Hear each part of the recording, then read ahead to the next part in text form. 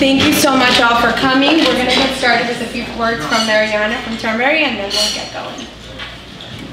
Hi everyone, we wanted to welcome you to Turnberry Ocean Club. It's great to see everyone here. I know we've been under construction for close to 2 years. Completion is the end of next year, so welcome back if you haven't been here, and welcome if it's your first time. We have a full model residence, 3-bedroom that we'd love to show you. We have a full team of agents here, so besides myself, we speak all the languages. Farida and Natalie are part of our team. Say hello. So here, if you have clients that are looking for something in Sunny Isles, we'd love to show you what we're building. It's a tremendous building. We've been developing in Sunny Isles in Miami for over 50 years, and it's the best one yet. So, it's a pleasure to have you, and let's start the discussion. Thank you. So, thank you all so much for being here. This is the most incredible turnout I've ever seen. So, thanks again for coming out this morning and being here with us. I wanted to thank Turnberry also for helping me with this event and the beautiful presentation and the food, and also to these lovely ladies. I've been watching them and been so impressed with everything that they're doing and how they're engaging with their audiences, and you know, just being out there and being comfortable with social media. And I thought that this was such an important discussion for real estate agents and other industry professionals. So if you don't know me and you don't know the Emory, I wanted to take a moment to introduce myself. My name's Eileen Lavin, and I founded the Emory. Last year on my real estate journey, I knew that it was really important to make connections and to network.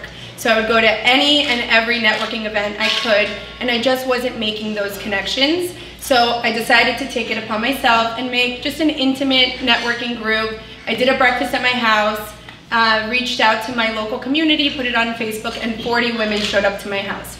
40 women with the same struggles, the same stories, that they also wanted to grow a business, grow their brand, and connect with other women and have fun doing it. Work should be fun, and I think that when you're around your women, you know, women that motivate you and that inspire you, it's a really amazing thing. So that's where it all started, and 40 women turned into 400 and quickly 1,000, and now we're almost 2,000 strong on our social community. And during that process, I thought, how much better would it be if we actually had a place that we could be every day, even once a week, to attend events like these, to be together. We can work on our own stuff, but we can also be inspired and motivated from the other women that are there.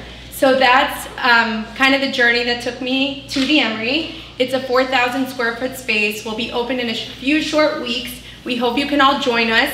And this is what's going to be going on at the Emory. Events like these constantly, industry leaders, women that are really willing and want to help other women grow their business and learn things like social media, tax, accounting, just anything that you really need to grow your business. That's what we're going to be doing at the Emory. So if you have any questions, please, catch me after the event. We also have founding member boxes that you can take to see. We have amazing members that contributed to those. So without further ado, please take a moment to introduce yourselves.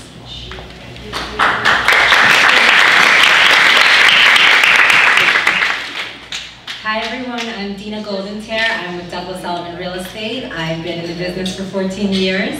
I'm in the sports and entertainment division, and I'm also in-house sales at 87 Park, which is a competitor to this project. Hello everyone, Mariana Shulga.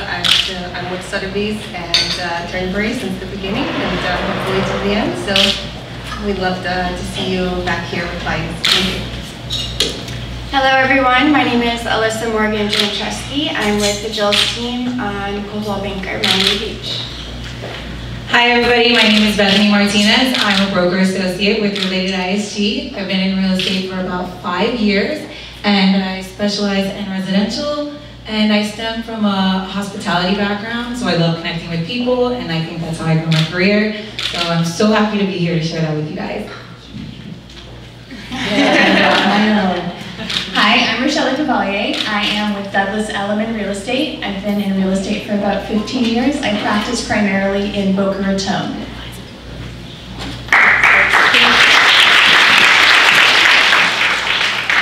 So we're going to get started with why everyone's here, and we're gonna start talking all things social media. So the first question that I have is, why do you believe that social media is such an important platform to integrate into your everyday business strategy? I think social media is important because it's how you make money. The majority of my leads these days are coming from my Instagram, more so than referrals, more so than sign calls. And Instagram also kind of livens up what I do, so instead of always focusing on just buyers and sellers and listings and the everyday go, just adding a little bit more of a fun element, like you said, I think it's made me enjoy my job more because I have this creative outlet that's also making me money. Social media, you know, first of all, we advertise in a lot of places, but the thing that's, yes, a little louder? Okay, so. Why it's important is because everyone is on social media, so, you know, we here, it's more than just a building, it's more than a product. What we really sell is the lifestyle.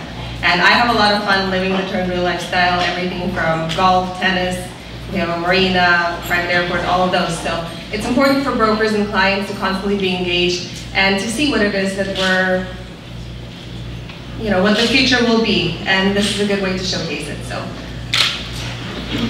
I love social media because it allows me to get in front of my audience multiple times a day. Compared to other forms of marketing, you know, an e-blast that goes out weekly or a monthly mailer, now we're able to get in front of our audience and our clients multiple times a day and push our marketing in front of them multiple times a day.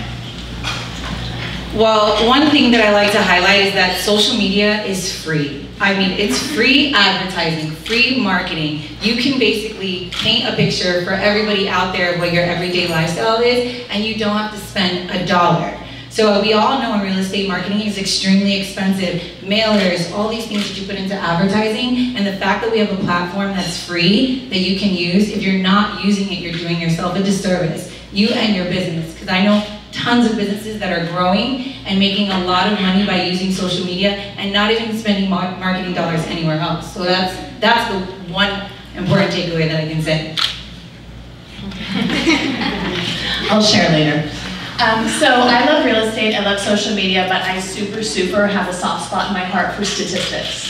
So if something's not effective, I'm probably pretty much not interested in that. This is a business after all. So the stat goes like this: 87 times a day, the average person does what?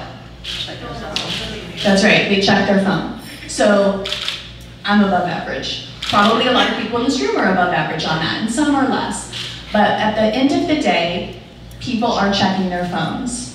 At the end of the day, real estate is a relationship business. So Dina said the majority of her leads are coming from social media, right? I'm using social media more to deepen existing relationships. So Florida is a very seasonal market, right? So I have clients who I call friends, friend clients.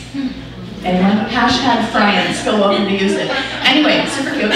There are people who are only down here a few weeks a year. So how do you stay top of mind with those people? Well, I do ridiculous Instagram stories, and I know who's watching me, even if they don't know that I know. So you can really use social media not only to cast a wide net, but to go deeper with people you already have relationships with. Thank you.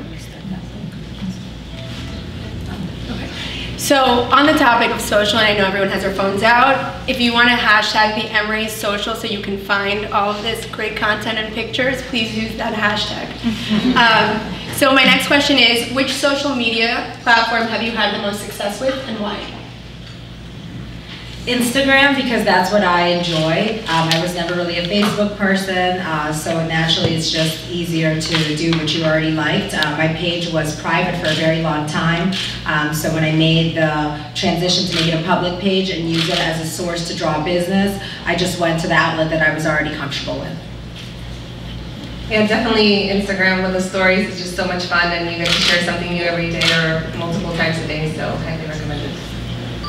Instagram by far, and it actually all started about a year and a half ago. I had a call from an agent from Honolulu, Hawaii, and I answered the phone and she's like, Alyssa, you know, I've been following you on Instagram for some time. Congratulations on your last sale and your 30 Under 30 award. I was just in Miami and I have 2 referrals for you, and those referrals totaled over $15 million worth.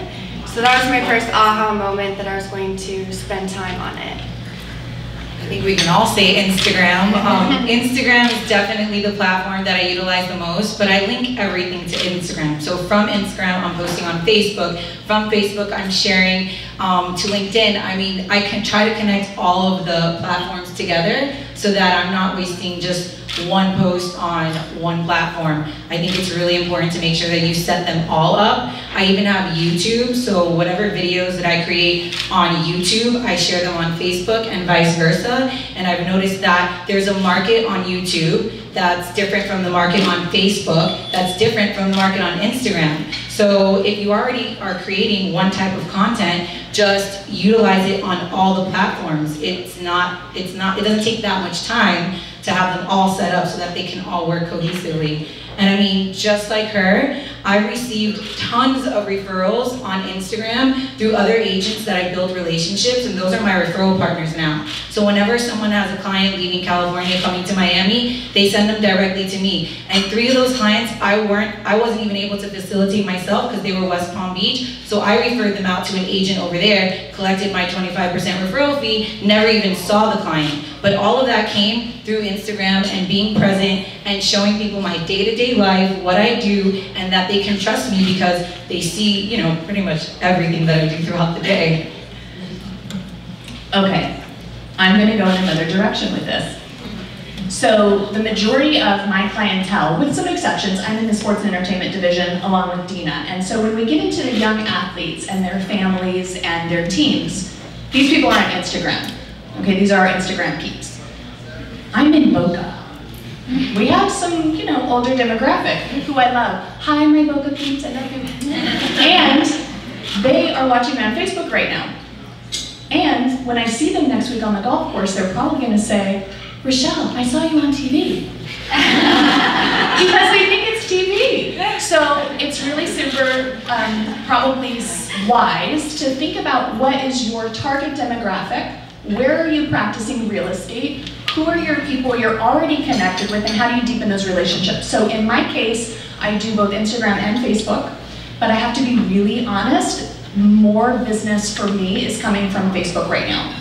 People who are actually buying, who actually are feeling connected with me on Facebook. But I say go deep on both. Sure. Thanks. So let's talk strategy. How much time do you spend on your social media strategy? I'm probably spending about an hour and a half a day, but really that turns into an evening engagement, and my poor husband has to see me just come home from work and do my second job, which is social media. I used to post right in the middle of the day if something was happening, but I realized that the quality of those posts, they weren't good, because I'd be with the clients and while they'd go look in the other room, I tried to make a quick story to post. And then I was just putting stuff up because it was in the moment. So what I realized is I'd rather do a good post, I'd rather make sure that it's aesthetically pleasing, that the right hashtags are there. So I do all my stuff at night, and depending on the time of the week, when I wake up in the morning, I have, you know, either hundreds or thousands of likes. So I'm definitely, I would say probably like 10 to 12 hours a week. It depends on the day and depends what's going on and how fun something is to feature, but usually about an hour a day. And I kind of, unlike Dina, I just go as it's happening. I think it's more interesting to some clients. So I time block an hour each day to kind of create content, get inspired by content, engage with my audience, but it ends up being probably, just like Dina said, a whole evening because I really get into it. I'm very passionate about it, but it's something that I don't even think about really consuming so many hours as it does because I just thoroughly enjoy it.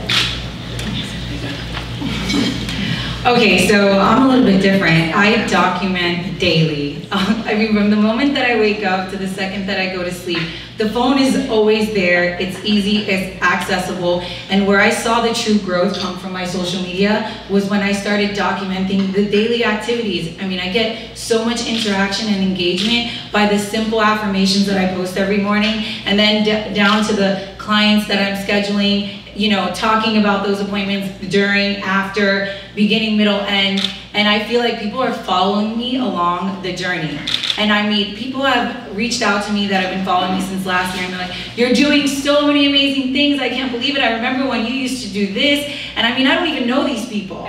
So the funny thing is like, people are following me on this journey. I think they get a kick out of like, what is Bethany gonna do today? And it keeps me going. So I find that I used to worry a lot about what my posts looked like and how they were all coordinated with color. And I just said, okay, I'm not gonna worry so much about that. I'm gonna get a nice picture, not an ugly picture, blurry, you know, no color. But I focus more on my stories because that's where I get the most engagement, and that's where I feel like people truly connect. They're able to see me and what I'm doing, and they're able to follow me along and ask me questions, and I respond, and I really interact with all of my followers, which can be time consuming. So obviously my work is first, real estate is first, but if your phone is always there, it's just kind of something that I've gotten used to, and it's with me all day long. So I can't even give you an hour or how long it is. It's just become a part of my daily routine. But I think that's what works, and that's why my followers enjoy following me, because it's organic. It's, you know, they're with me along for the ride.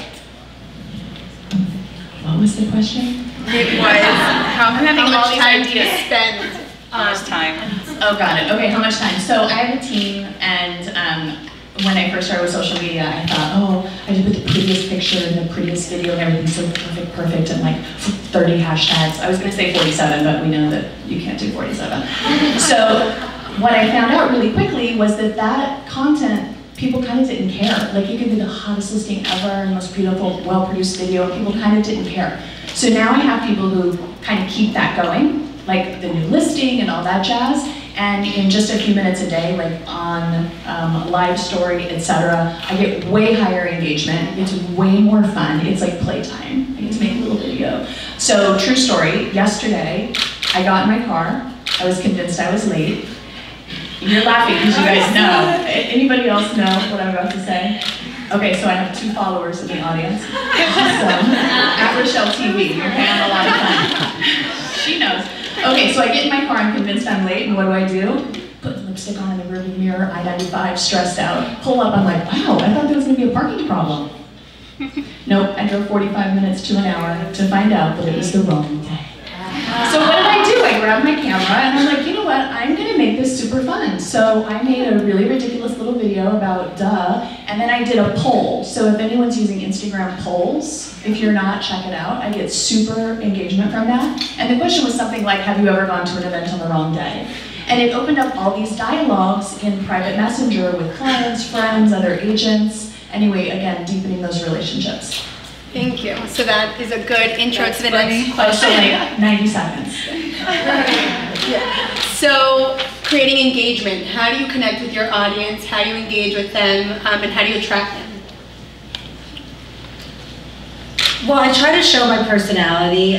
Like Rochelle said, I get a lot more engagement on things that have to do with something funny or my personal life. Not as much on just listed, just sold, pending sale. Those certainly, you know, people say congratulations, or sometimes they say how much, if I leave out the price to kind of draw a question, or sometimes I'll leave out a neighborhood, so people would ask me, where is this house? So at times I don't really think about it. I'll post, you know, a picture of a food plate, like so many of us do, and then actually food I think gets me the most engagement. People definitely comment more on food than on anything else I post. But I try to be clever about it and think if I leave out a piece of info and someone's interested, that could cause them to send me a DM to ask me where it is or where I'm at. And I like polls. I think polls are good. And I think engagement also, directing people to work within your platform, from stories to hard posts. You know, putting a story up and saying, see more for this, I think is another way to create further engagement. So I really love what I do, and I feel very passionate about it. And so when we have different things going on, it's really nice to be able to share it with the people that follow me and my friends. And basically my friends and my clients are, like Rochelle said, hashtag friends. Exactly that.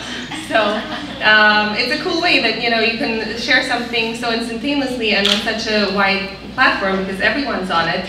and most likely they're watching you. Sometimes you might not realize it, so that's something to keep in mind. But yeah, it's really cool, and the new era, it's just, you know, everyone wants instant content, and that's where we are now on Instagram, and especially the stories, it's the way to go.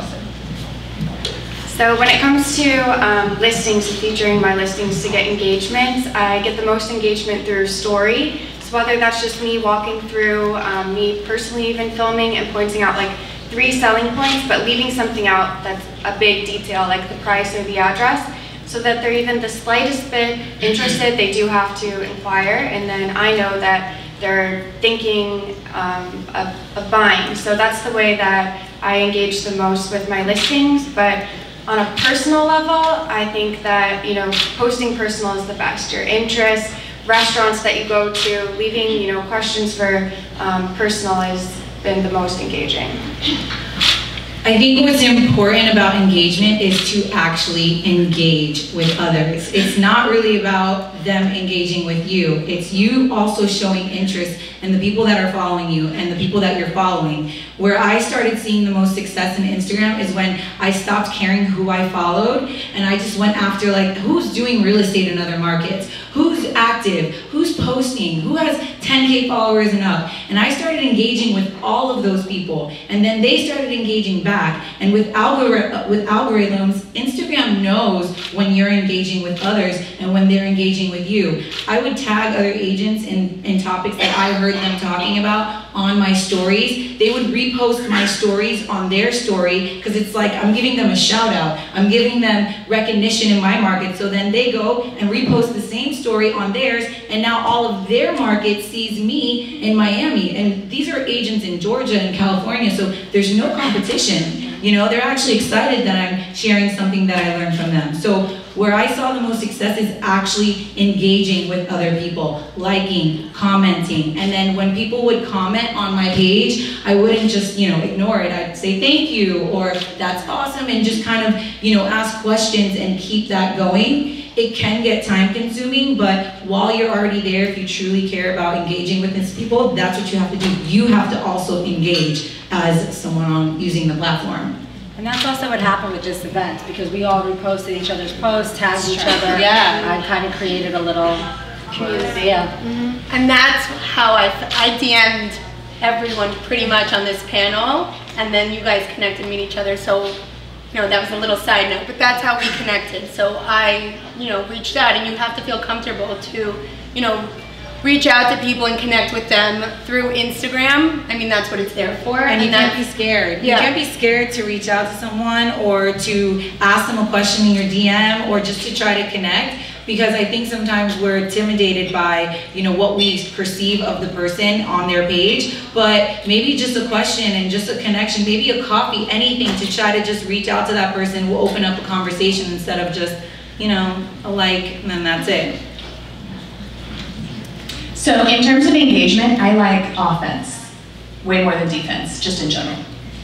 I'm an offense girl. So I like to look at certain people who I follow, who are particularly people I know who are going to buy and sell in my core market. I do also do a lot with other geographic regions, what I call feeder markets. So my New York agents, my New Jersey agents, my Long Island agents, even out to, you know, Aspen and in California. So I stay really connected with them. I like to stay in tune with what they're doing in network.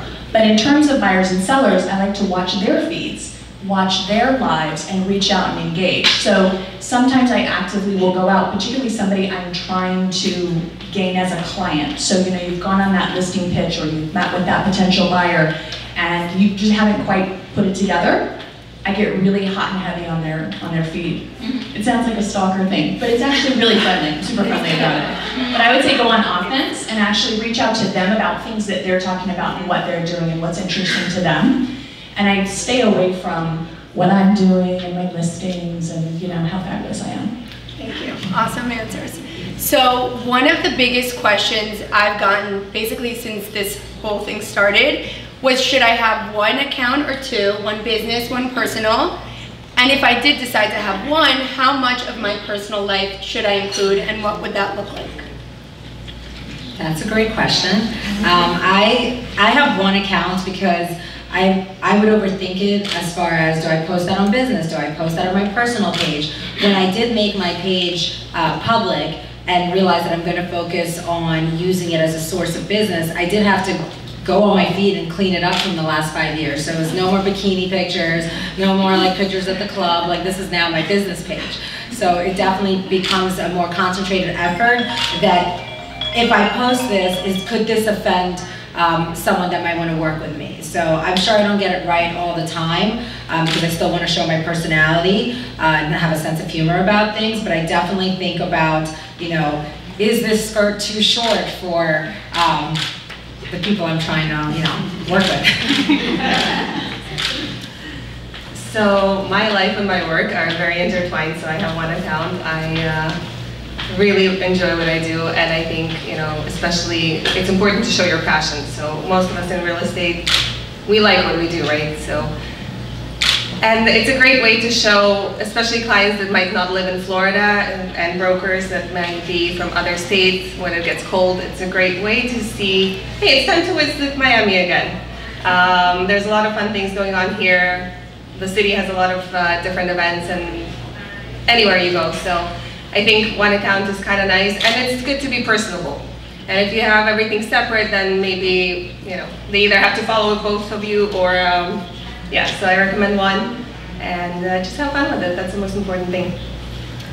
So I actually have 2 accounts. I have a personal and a business, but I use my business account as kind of a website within Instagram. So you can see, you know, my listings, track record, community-wise, and then I do most of my engaging and connecting on my personal, and anything that I post on my story on my business, I repost on my personal.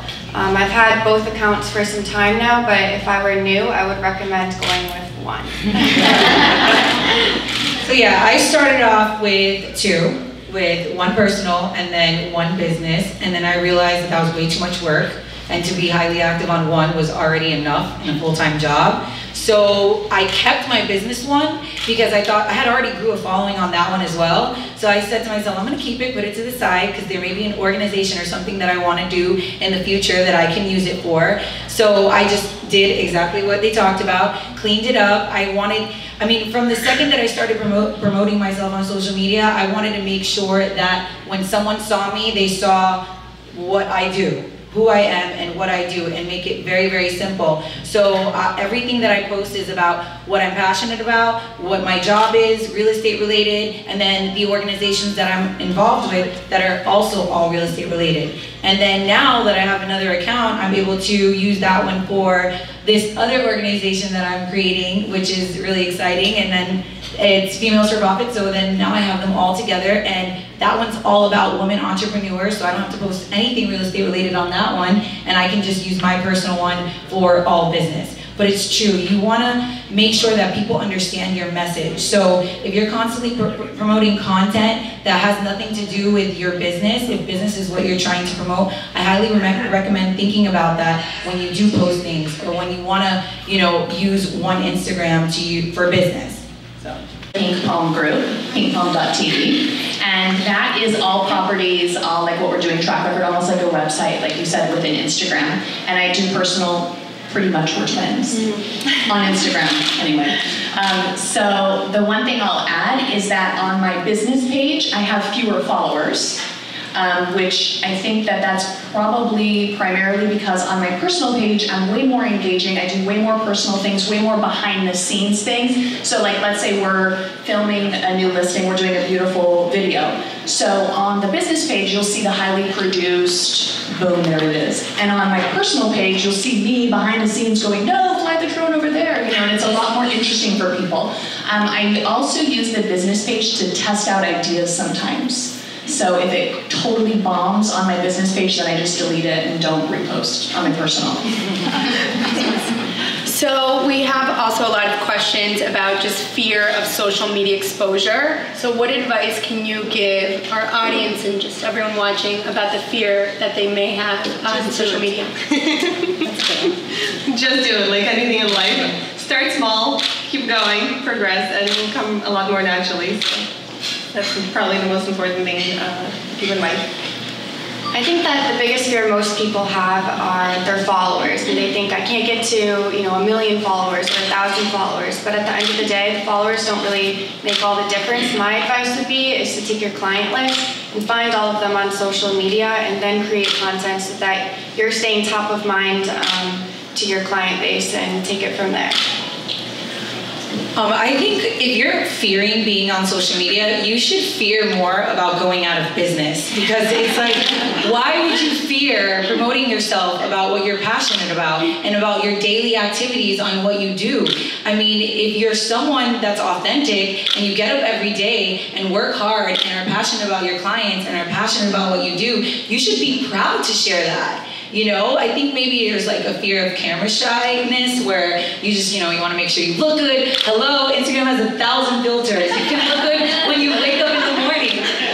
You just throw a filter on and you're ready to go.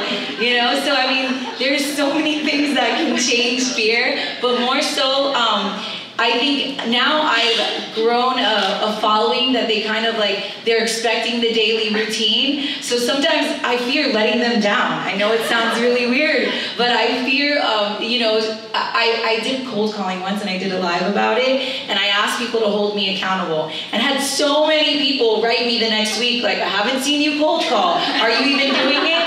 And now my fear is, oh my gosh, not living to what I said I was gonna do, So I think it's another form of accountability. So just removing that fear and knowing that there's a lot of other people out there doing what you do, and we can all connect. And we have this amazing platform that connects us with entrepreneurs and people in our industry, and we can share and join in on each other's successes versus being fearful of what anybody thinks, because it really doesn't matter what anybody thinks. So just remove fear if you're even thinking about getting on social media or you want to grow your platforms. Just remove fear. Just do it. Try it out. That's the only way you're going to know and see if it really is going to work for you. Okay, maybe slightly off topic, but I'm going there. Bethany brought up something that I think is really important. So who remembers their first listing pitch? Okay, nobody wants to participate. Are we all realtors? Okay. I do. Okay, mine wasn't good either. And neither was my first Facebook Live, and neither was my first Instagram Live. And somebody asked me recently about speaking. They do a decent amount of speaking, and they said, oh, I get so nervous every time. What do you think I should do? I said, I think you should do it more. And it's like a very simple thing, but do it more. Get used to the way you look on camera, because you do look funny on camera, to you. To everyone else, you just look like you. But I used to get really hung up, and so I would craft this whole thing and whatever, and then I would show up and they'd be like, Rochelle? Right? So don't do that. So get comfortable with what you look like, get comfortable with who you are, and it's gonna spill over into other areas of your business, I promise. Absolutely. Thank you. So, focusing on your strategy and, giving the audience some advice, how many times a day do you post? Do you use hashtags, love them or hate them? What advice can you give everyone on your real Instagram strategy? I'm gonna let the other girls cover, the hashtags and the sponsor posts and all that stuff. But one thing I started doing lately that I kind of want to talk about is it was in theme with when you met with someone but they haven't quite signed the listing, they haven't quite bought, and you're in this courting phase, and they're your client, but you're in this in-between phase. So you know it, but they not know. Right, they might not know it. I start tailoring my posts towards that client. Because I can see they're watching my stories. So if I'm going up for a listing on the Venetian Islands, all of a sudden I'm going to be posting a lot of stuff on the Venetian Islands, So I'm stealing that. We all steal from one another. It's another great point. It's sharing. When I see Alyssa post a good post, whether it's the layout of it or the content, I'm going to go with it. I inspire you. So I think that is one way to kind of subliminally get into someone's head. So besides hashtags, the other thing that I think is important are geolocations. Like if something's happening in Sunny Isles, you want to make the world aware that this is where it's happening, and that's what we found works really well. Wherever you are, a new restaurant or a new place or whatever it may be, it's cool to share with your followers, your friends. So do more. So I'm gonna piggyback off of that, and tagging location has been, gives me a lot of results, because when I do tag the location, I go through and see everybody that has been there and start engaging with those people. So, if I have a listing at the One Hotel and Homes, then I'm talking to those people that are there right now and getting in front of them. So locations, I think, have been giving me great results. That's smart.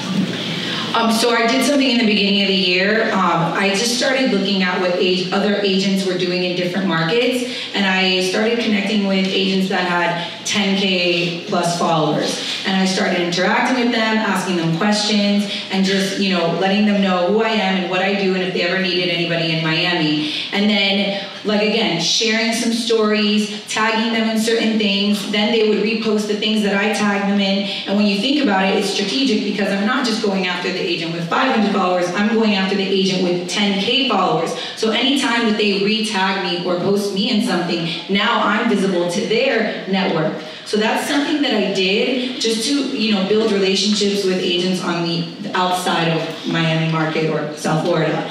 And then from there, I just started seeing it started growing, because imagine all these other people that are following them are now seeing me. So that's kind of a trick that I did to get more visibility outside of this market with other agents, and it worked really, really well. And then again, going through their stories, seeing what they do, asking questions, using the polls. There's so many things that you can do, and definitely hashtags. Whenever there's something trending, or whenever there is, something new to talk about, a new location, making sure you put one thing that relates in your hashtags. And that way when people search through that hashtag, you're able to pop up on the search feed. So yeah, that's my little trick for the day. So you asked about hashtags and frequency. I got some advice when I first went on Instagram, and it was 30 hashtags every time, make them the same ones, cut and paste, own your market, right? I don't think that works. And I don't know if the algorithm changed, or if I got bad advice, or if at some point I just decided it was lame. It could be all of those things. I will say that I have, I think, been doing better in terms of engagement. I've been more selective about my hashtags, and I've really tried to think for a minute, okay, who do I want to reach with this post?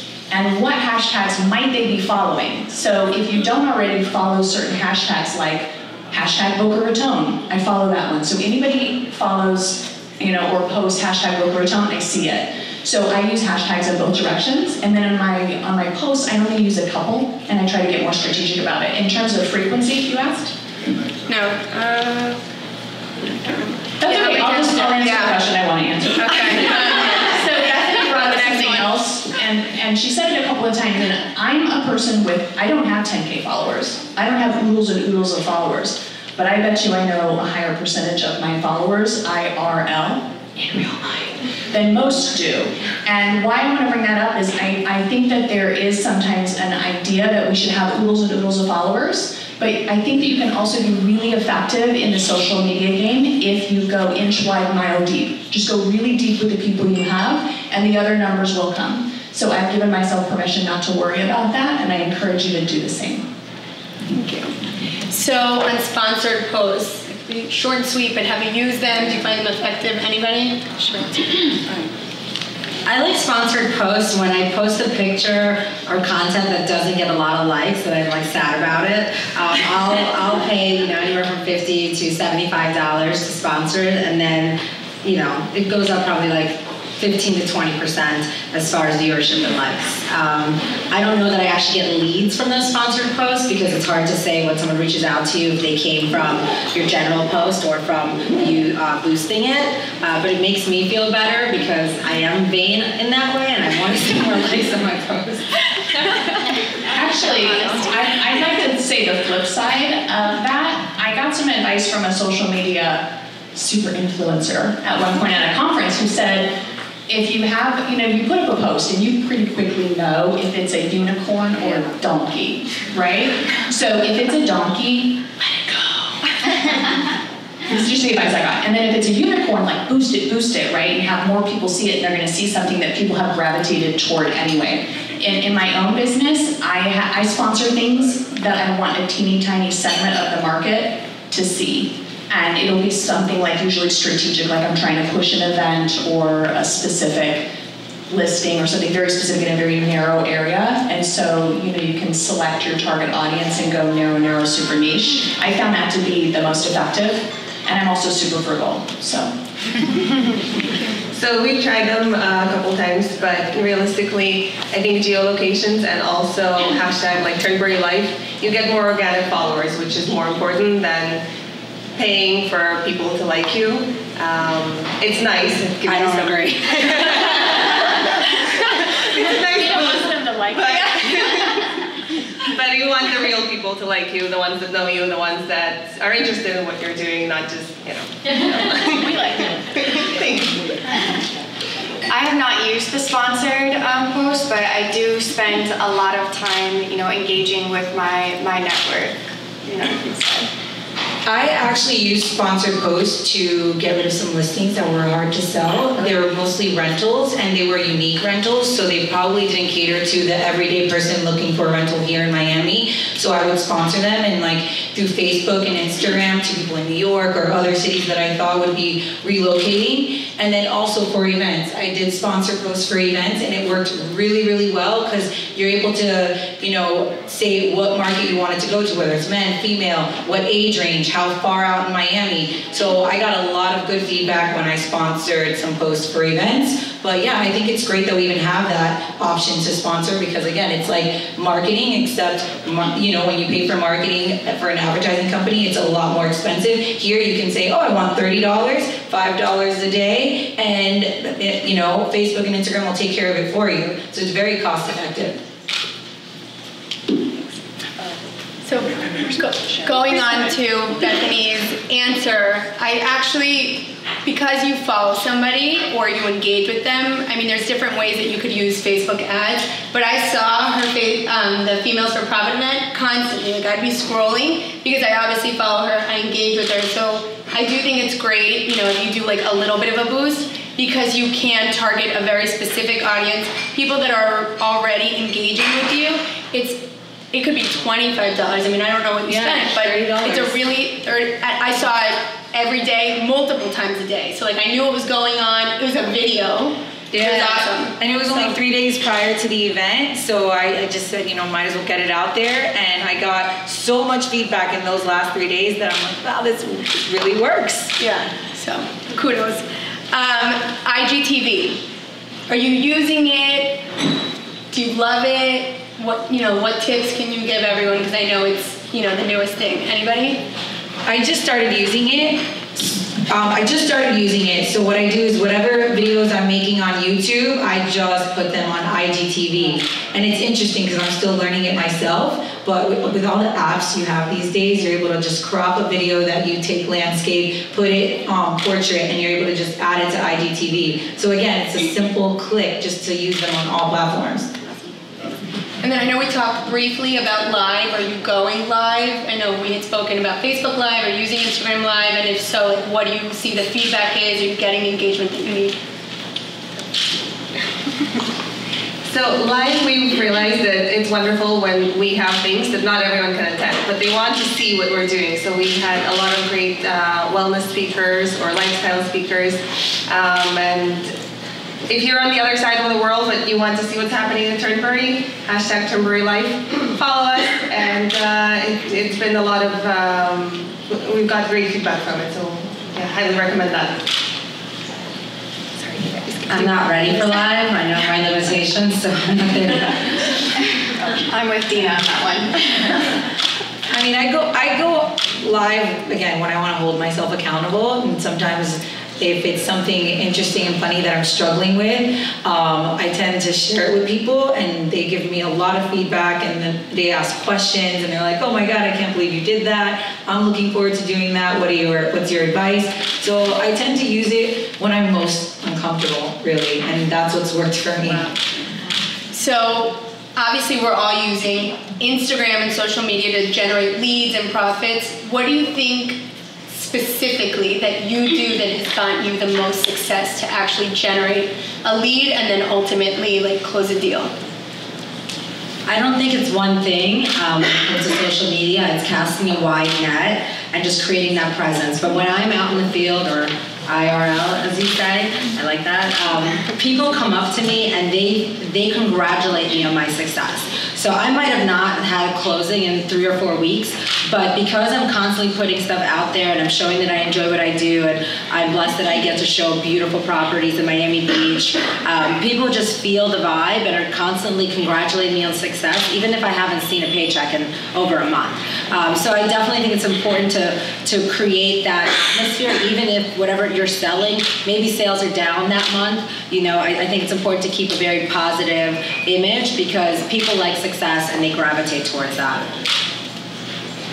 And it's important to stay present. Everyone has a very short attention span. We check everything multiple times a day, but if you're sharing what you're doing, it's a good way to remind people, hey, okay, maybe you haven't seen me in 3 or 4 weeks, but I'm still here, come back, let's reconnect and so on. And yeah, that's probably the most important portion of it.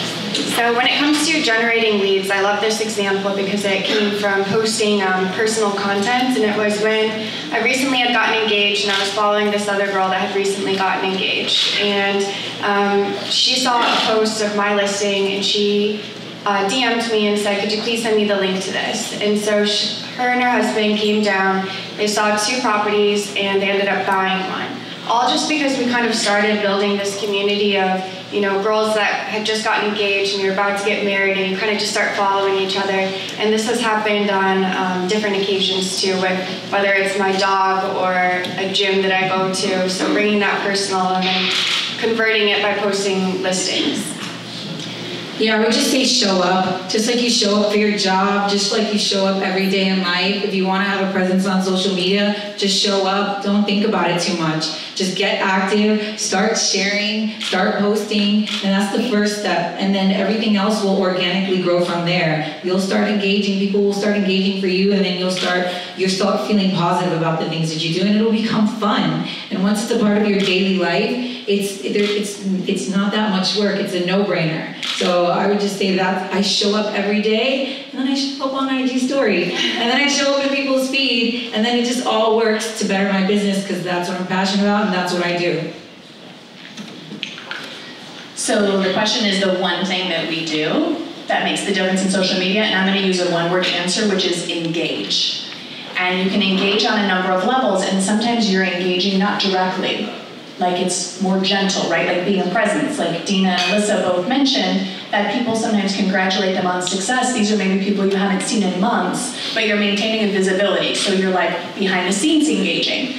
On the other side, when you're doing Instagram stories especially, you can see who watched your Instagram story. So if they didn't comment, if they don't mention it to you, etc., you can have it in the back of your mind like, aha, so-and-so totally knows that I drove to Sunny Isles yesterday, right? And then you know that they have that information. So you can increase your effectiveness when you do finally actively engage with them, whether it be IRL, on social media, on the phone, etc.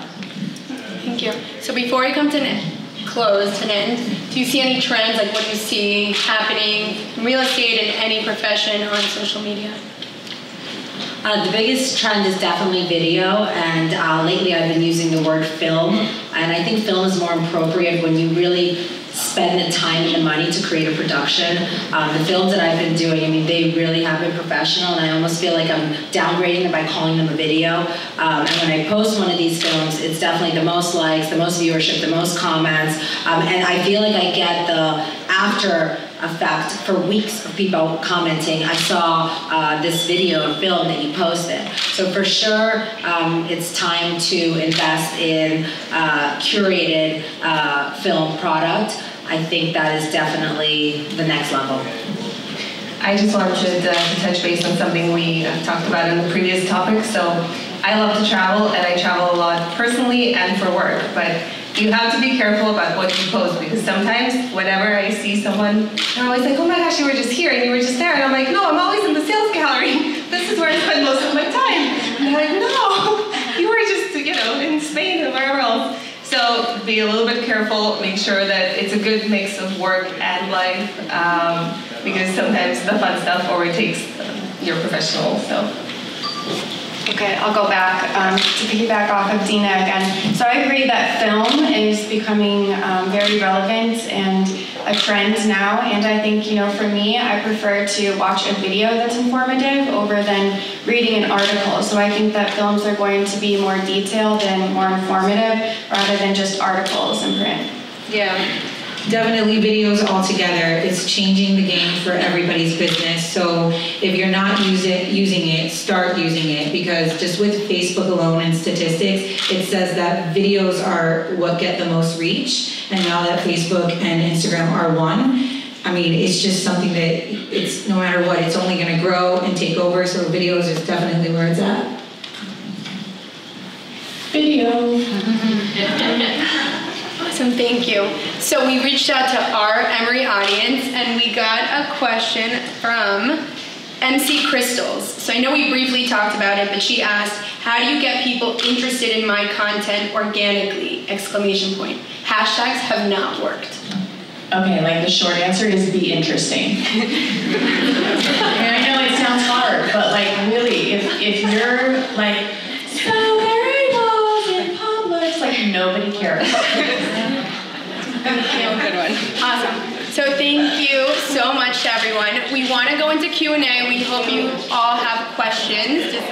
Eileen. The other thing that I wanted to mention is we provide a lot of interesting content. So if you can't come up with your own, we share what we're sharing. I'm sure Dina has for 87 Park. We help in Turnberry, and yeah, that usually helps. And it gets good engagement. Yeah, and it shows that you like someone that you're resharing it. Good answer, Mariana, for the win. Hi, my question is, do you guys choose a specific day of the week that you see the highest engagement, most likes, times, afternoons, mornings, and on which platforms? I like Monday night. Monday night seems to be, people are like laying in bed and definitely recovering from the weekend. I posted 11, 12 o'clock in the noon, and that's gotten a lot of activity, and also like 6 and 7 o'clock at night. And I don't really worry about the day, but those are more of the times that I've seen engagement is really high. But again, I just post whenever. I obviously don't even have a map for it. I like Monday nights also. Depending on who your audience is, if there's some event like happening on television, like old-fashioned, old-school television, like a sporting event or something like that that you can't Netflix or YouTube, on the commercials, if you're a sports fan, engage with your people on the commercials because they're in their phone as soon as the ad starts. The other time I found is effective is like midday on a Saturday or a Sunday. So people are like chilling at a Starbucks or whatever, kind of scrolling. Thank you. So I actually have 2 questions for you ladies. The first is if all of you agreed that quality of followers is more important than quantity. And also, I know one of you mentioned the majority of leads is coming from social media. Is that true for all of you? My business is still very much referral based, but I would definitely say 50-50 of referral versus social media. And your other question, again, I'm going to take the position of, I think quantity is important, and you get the quantity when you do a quality post. That's true, and I didn't want to send the wrong message with my, I don't have as many followers, I don't have tens of thousands. There is something to be said to be in a pitch or working with someone and they're like, wow, she has like 20,000 followers. So I don't want to send the impression that I don't want them. I just don't currently have them. So I'm playing with what I have, increasing quality with the end game being quality plus quantity equals Rochelle for the win. Yeah. I like to add that in this market, a lot of the buyers, they take some time to think about what they're buying. So it's important to remind them what it is that they're selling, because I hope most of us are in real estate, and especially if you're buying something for 4, 5, up to 35 million, you might give it a minute or a year to decide if this is the right place for you. And a lot of our brokers and buyers are on social media, and most of them decide after they've given it a considerable amount of thought, and they've seen what the lifestyle that you're selling really is like. So be sure to engage them on a constant basis. Thank you. Any other questions? How many of you tried scheduling your regular posts with anything like tailwind?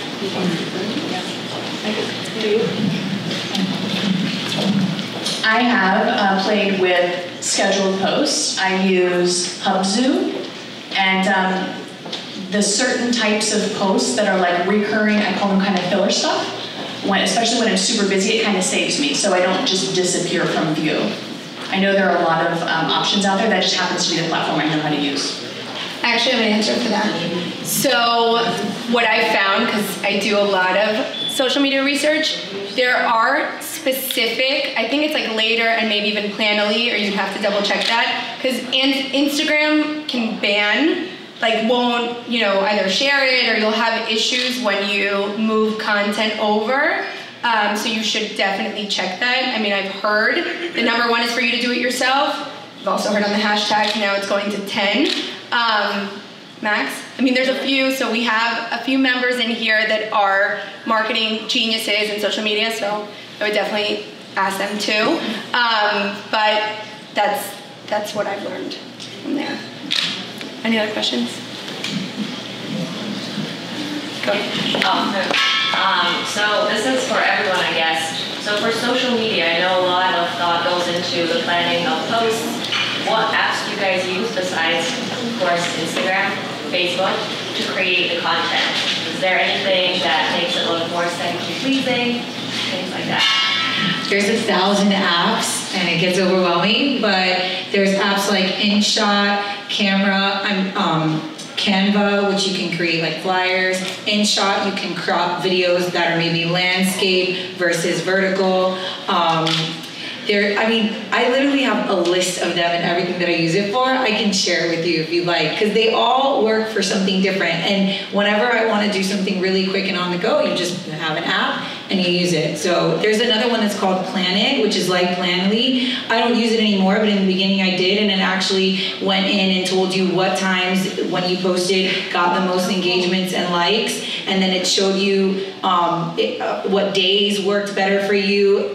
Again, there's so many different apps, but I'll share the whole folder with you. Yeah. There's also Unfold is like, oh yeah, Unfold is amazing. Really pretty. You can do 2 videos going at the same time. You can do a layout. You can actually make your story.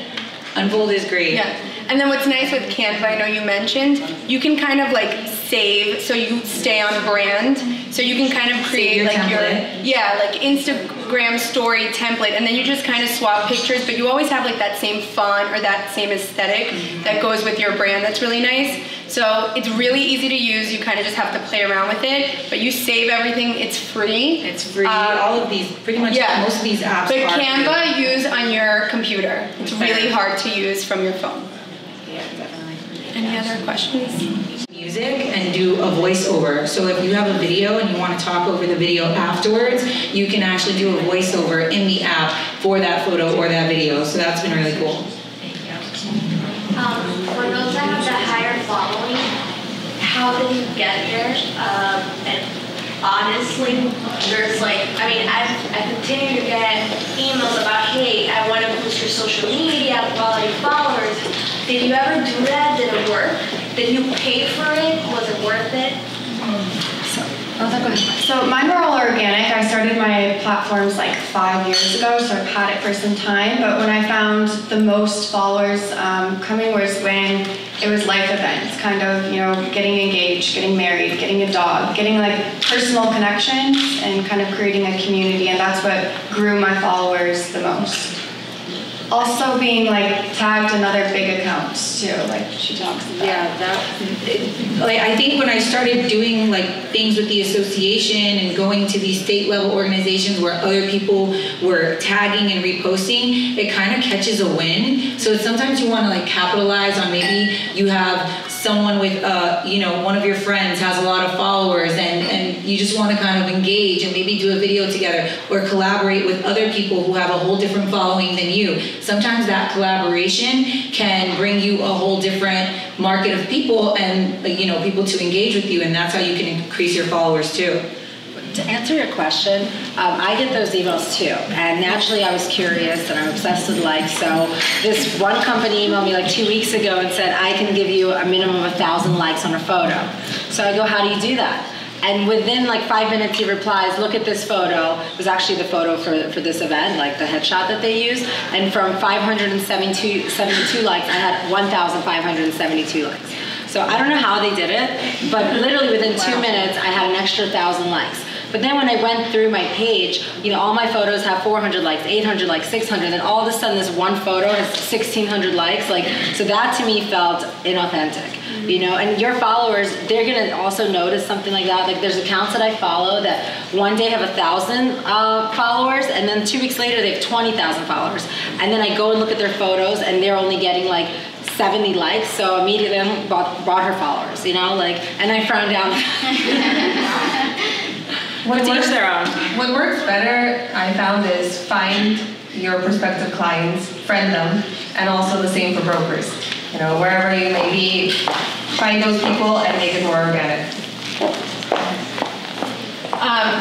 To answer your question also, we've done a few social media panels. One person said that I thought was good is like, don't be afraid to have too many followers. Like, you should go out and engage with other people the same way you want them to be engaged with you. And, you know, there's micro influencers now. Not everyone has to have hundreds of thousands of followers, because you'll also see the change in algorithm. There are those that do buy their followers, but there are those that don't and did grow organically, but like their picture didn't get seen, so they didn't get as many likes for that specific photo, or it didn't relate to their audience. So, you know, there's no right or wrong. I mean, we all recommend, obviously, don't buy your followers, because people are looking and people talk about it all the time. As soon as you see who's liking, I mean, you see bots, then you start seeing like their accounts and they're not real, and it starts to go away and it starts to look, you know, really fake. So be okay if you're under 10,000, you know, you're gonna grow. It takes years for, you know, accounts to get to million. I mean, Something Navy didn't have a million followers in a year. I mean, she's been doing it for years. So be okay with it. We're all struggling to get there. We're all on the same journey, and just have fun with it and enjoy the process. But also realize what makes you money and focus on that. That's probably more important than getting how many of our followers you'd like to get. Does anyone have any other questions? Okay. So again, I wanted to thank all of you for coming, and I did want you to take a moment, if you can. We're also here to build our network. There's a room full of, oh, sorry. I'm sorry, dear. Okay. You said you took 4,000 square feet someplace? Yes. Where is it? So we are on US 1 and Hallandale. We'll be opening in the next few weeks. Yeah, it's right here. Thank you. It's between like Hallandale and Pembroke. Where it is, but what side? It's on the west side. If you're coming, yeah, on the west side. It's in front of Marty Grox, I think, so Vermont. East, what is it? Big Easy Casino. Yes. We're right in front. Very good. Yeah. So, thank you. So again, so I wanted to, you know, look to your left, look to your right. We're all about building relationships. There are so many amazing women here that are looking to grow their business. They're looking to make connections. So before you leave today, please try to take a moment to introduce yourself to somebody. Introduce yourself to these mentors. You know, these women got here because they're hustling and they want to grow their brand and business, and they've gotten to a great platform. Reach out to them, reach out to me. This is why I created the Emory. I've always wanted to connect with other women. I'm a mom to 3 little boys, and I had a really hard time connecting with other women who were working. I felt alone. I felt embarrassed to work. And I needed this community. Like, you all, you guys are, you know, this means a lot to me. And I wanted something different from South Florida. I wanted women to feel, you know, empowered and powerful and excited to have a career. You know, we're not in New York. New York's that hustle and bustle. We're in, you know, this town, but we're all here together. And that's why I decided to create the Emory. I hope you can all join me there. These are the types of events. These are the type of women we want, you know, for everyone to feel welcome and to feel heard and to feel appreciated. So if you have any questions about the Emory, I would love for you to ask me to join us. And thank you so much again for being here.